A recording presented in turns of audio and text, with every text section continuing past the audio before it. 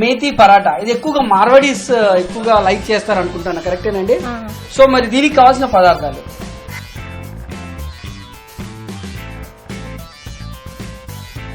జీరా 1 tea spoon, తరిగిన ఉల్లిపాయలు ఒక చిన్నది, చీల్చిన పచ్చిమిరపకాయలు,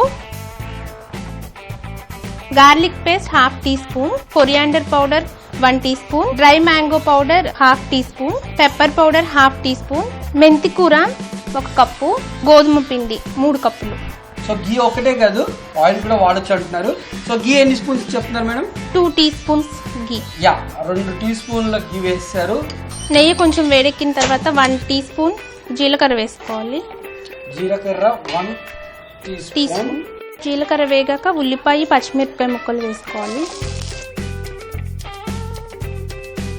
సాల్ట్ వేసుకుంటే ఉల్లిపాయ ముక్కలు కొంచెం త్వరగా వేగుతాయి.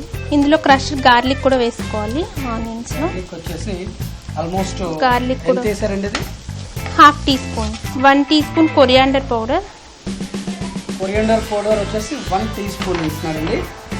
1/2 teaspoon amchur powder, 1/2 teaspoon pepper powder.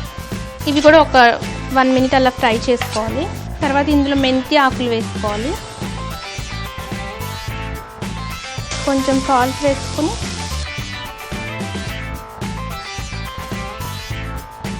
Two minutes అయిపోయింది. ఇప్పుడు మనం మూత తీసి చూద్దాము.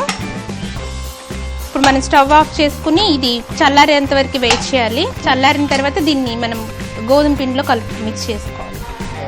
దీన్ని గోధుమ పిండిలో వేసి సరిపడా నీళ్ళు పోసుకొని మిక్స్ చేసుకోవాలి. పిండి 3 కప్పుల గోధుమ పిండి. సో 3 కప్స్ అండి గోధుమ పిండి. సో ఆ 3 కప్స్ లో ఇది వేసేసుకొని కాస్త వాటర్ పోసుకోవాలని చెప్తున్నారు. సరిపడా వాటర్ పోసుకుని చపాతీ పిండి లాగా కలుపుకోవాలి.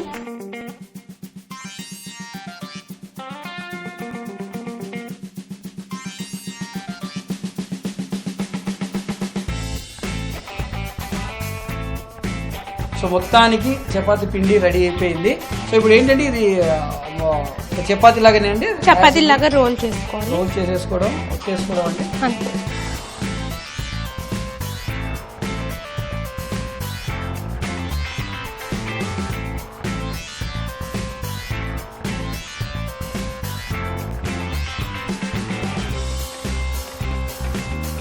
కాల్చిన తర్వాత పైనుంచి కాస్త నెయ్యి వేస్తున్నారు.